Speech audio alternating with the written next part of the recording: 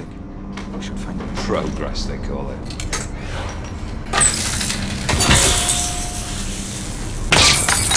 What the? Maybe loose wire? Any minute.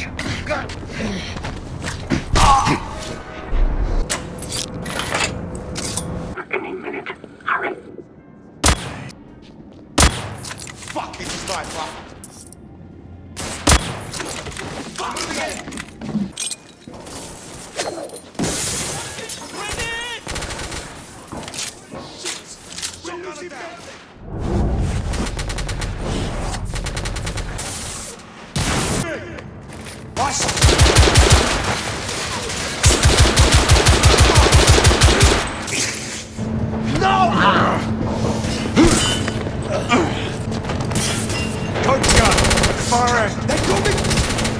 Target's down!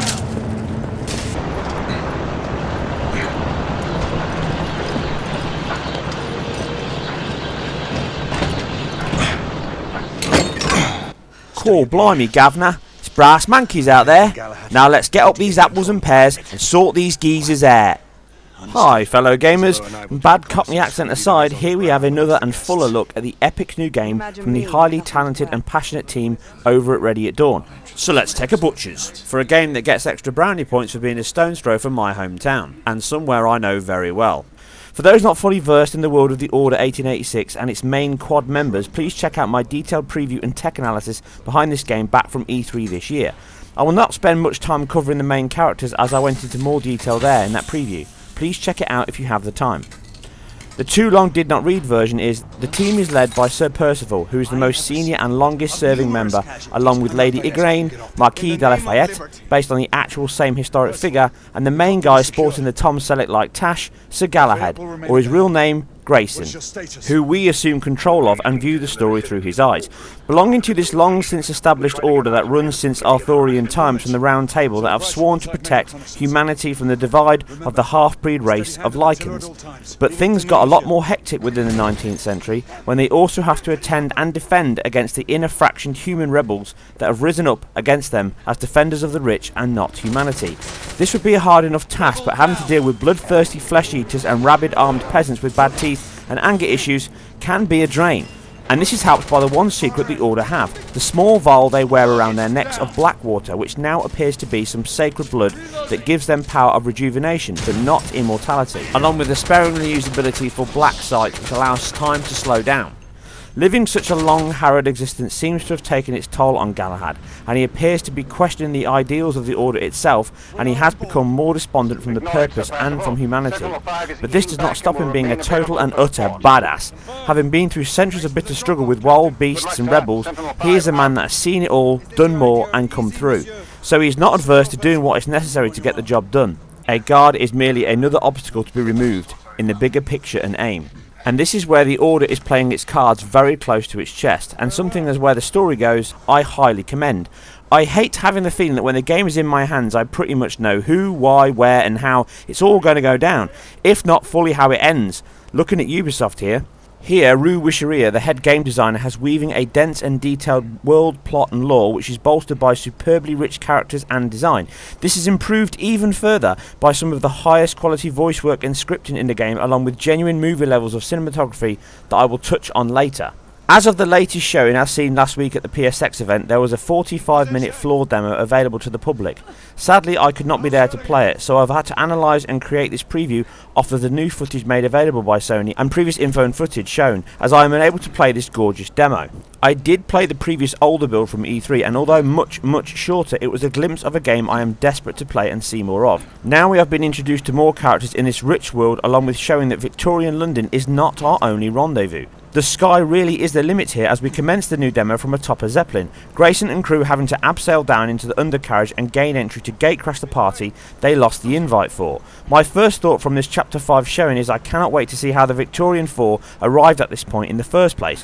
Trying to avoid the eye-watering visuals at this point of my preview is hard, as the detail, animation and sheer beauty visible here is impossible to ignore. I have never seen a game that comes this close to achieving film levels of CGI. Once inside, the team divide up and we have to sneak into the cockpit and take control of the airship, showing off one of the varied selection of toys made to order for them by another member, Nikola Tesla, here using a power spike or inverter to blow the power on board and create a distraction. With the guard out of the way, we sneak further on board, dispatching or sneaking past guards to reach the control room.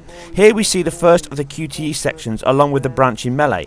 This simply allows us to choose multiple paths to end the section and keeps you on your toes by not having you put the pad down through sections that would normally play out unattended.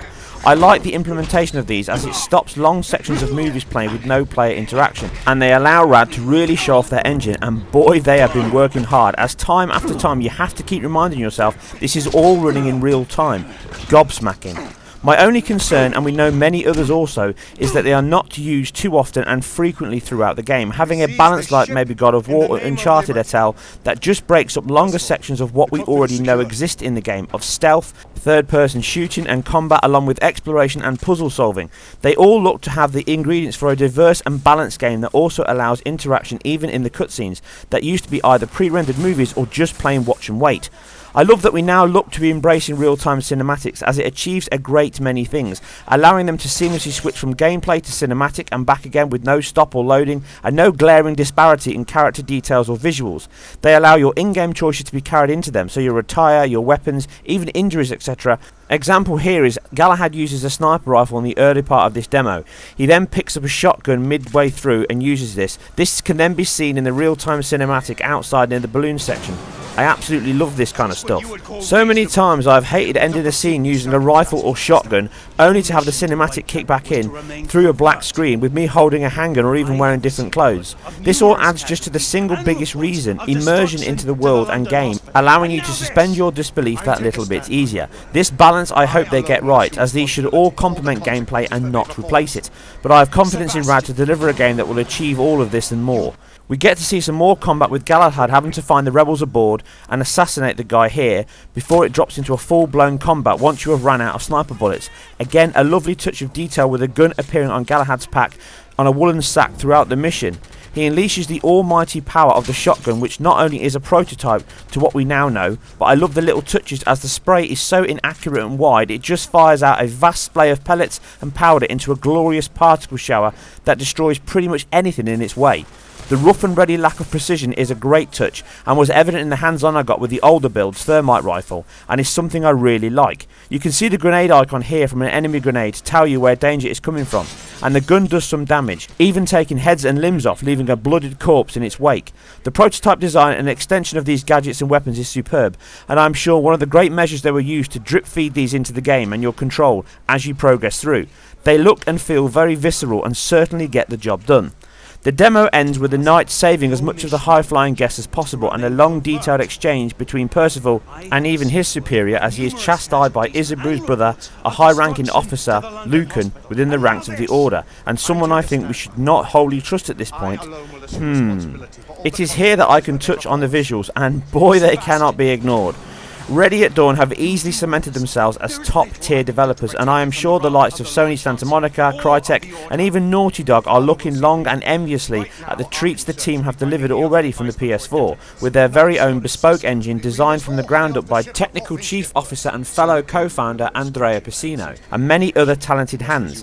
It delivers a level that is as close to CGI I have ever seen, complemented by its complete use of a physically accurate rendering solution, meaning it handles the rules of how light and material interact in the real world. Not only is it an eye-goggling display of how to implement this into games and the big change for games this generation mimicking films, but I think it also is head and shoulders the most accurate and vivid one yet seen. The team spent months photographing bricks, cloth, metals and scanning it into the engine. Then the team can create detailed high-res textures to use throughout the game's various buildings, cloth and objects. Along with this, each property has its energy conservation properties, which in short is the rules of how each object should use and diffuse the light it receives, with specular maps, decals to give metals and cloth a distressed look, along with Fresnel work and anisotropic lighting to handle each light source on a per object basis, entirely accurate with detailed shaders. See here as the tabletop glass is shattered from the cabinet, the shards of glass left on the carpet is caught by the glancing light and reflects it back on the camera with a bright specular and bloom, even though the carpet and parkour floor beneath handles the same light source differently dependent on the angle and material. The metal door locks look worn and weathered, different types of leather on the glove, and Galahad's attire looks like a suede effect. Percival's more khaki army fatigues look like actual wool, with the fabric stitch being caught by the light. Even the Agamemnon Airlines lining leaves indented footprints as they abseil down the side. The amount of work, attention to each tiny piece is just stunning. You can see the order symbol sewed into Galahad's top. Each of the characters of the order wears a knife on their back. The radios and materials all look stunningly realistic for the time period. Right now, Rad has certainly raised the bar in in-game visuals. But along with the PBR tech in the game that not only allows cloth to look real and brass to reflect light and characters accurately with the engine, they even are able to apply various levels of rust, water and dirt, all in addition to the reflection and material properties. But physics are also heavily realised in the game.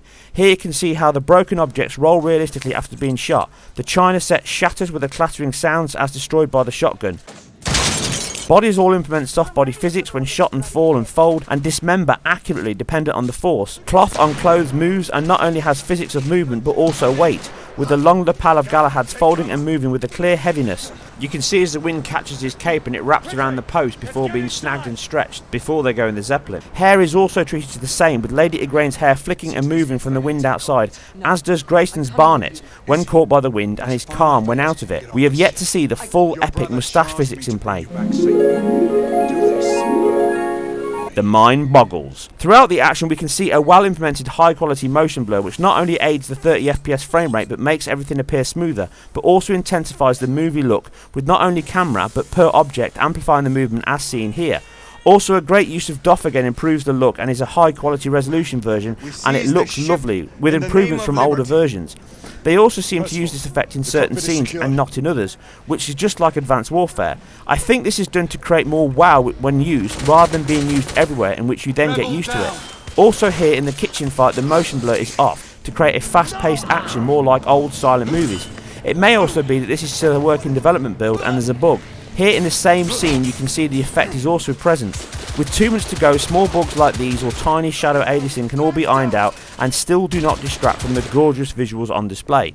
Lighting is another impressive implementation, with NPCs carrying torches that not only emit a volumetric light source but also cast dynamic shadows of their own. In addition to that, you can also see here on the right hand side as I slow it down, as the guy walks into the room the light catches the right hand side corner and then the whole room starts to fill with the bounce light from his torch, which then lights up the cabinet even though the light is not directly hitting it. Global illumination seems to be making more and more of an impact in games, and I am a big fan because it looks great. You can see here as Galahad kills the guy and leaves him on the floor, the light torch still gets kicked by his dead foot and casts one last shadow before flicking out. Loving that. The attention is carried even further still, with the game emulating not only accurate physics and lighting but also the actions of a film lens. Here you can see the lens flare from the sun and light bleed in the lens to exaggerate the low sun shot, how blood splats and is blurred on the lens. Chromatic aberration is liberally used to emphasise the lighting edges in a scene and emulate a lens error, albeit a faux one like this, along with a film grain effect adding to the huge list of post-processing effects in this game, and it looks great. Even down to an emulated zoom dolly effect with the lens when moving in and out of cover. This gives a longer shot of your surrounding from the close quarter shoulder cam, which also shows how clean and crisp this game is, delivering a native resolution just like any Blu-ray movie, amplified with its CG visuals using 4x MSAA, which is a multi-sampled solution that delivers a clean, jaggy-free display. MSAA is designed for geometry only and would still leave textures which are taken care of within the bitmaps and composites, and what looks to be an additional post-processing solution possibly. This leaves only really very minor shimmer on specular edging, but this is also so isolated as to not really be an issue. It really achieves its clean film-like crisp display that Rad had promised. The bugbear of all anti-aliasing solutions can be seen here, thin lines outside of the Agamemnon airship, looking beautiful and crisp with no jaggers to be seen, no staircase in sight. A special mention must also go to the soundtrack in this game, which is absolutely stupendous, and I cannot wait to hear the rest of it.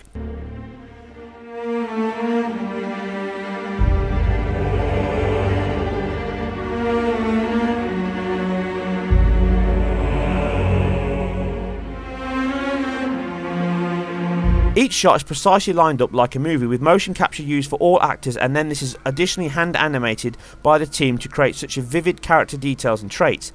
Here you can see the disdain in the face of Isabeau de Gilles' brother and the frustration but elegant continuation of duty by Percival. In fact, the detail is so good and accurate that you now can tell a character's mood or intention a lot of the time just by their facial expression. It just shows how far we have come with this generation when the game is only a few months from completion. In the very interesting story panel from PSX, Rue mentioned how the actors were allowed to change how the scene played out, which can be seen with the actor of Percival not meant to walk away from the commander, but this ended up being more appropriate and was left in as is. What this demo did not show is the real danger and most compelling side of the game so far. The war with the Lycans is a real true threat to not only the Order, but humanity's existence, and with a foe like this, rules simply do not apply. A brief but stunning shot was teased by Rue at the PSX event, and not only did it allow us to view the battle with a half-breed in hand-to-hand combat, cementing Galahad as a true badass hero for this generation, but also again shows off the diverse talent of the team, game and engine. With the fight starting inside from the E3 showing, and then moving out into the rain as it pours down over these two titans in battle that has warred for centuries. It is this captivating art, period style and mythical story that is the most compelling reason for my unwavering and ever-increasing excitement for this game.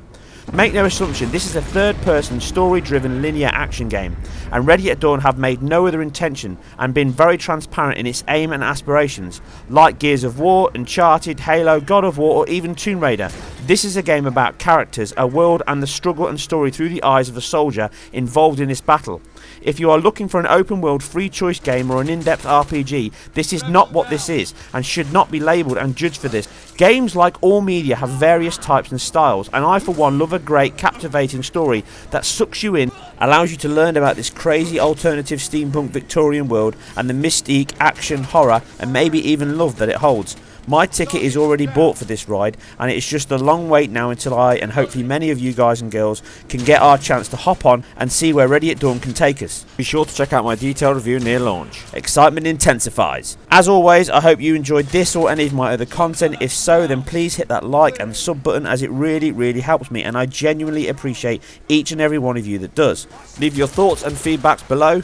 You guys and girls take care. I've got a Scarpma now, but I'll see you soon on the next one.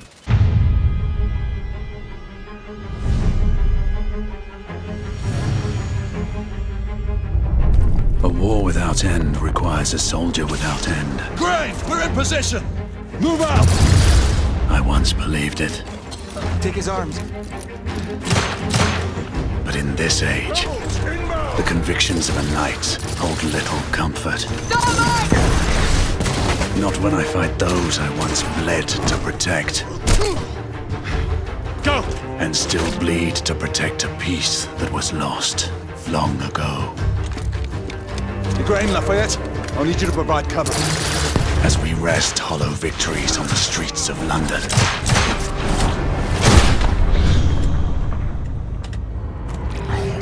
The hidden enemy readies our defeat.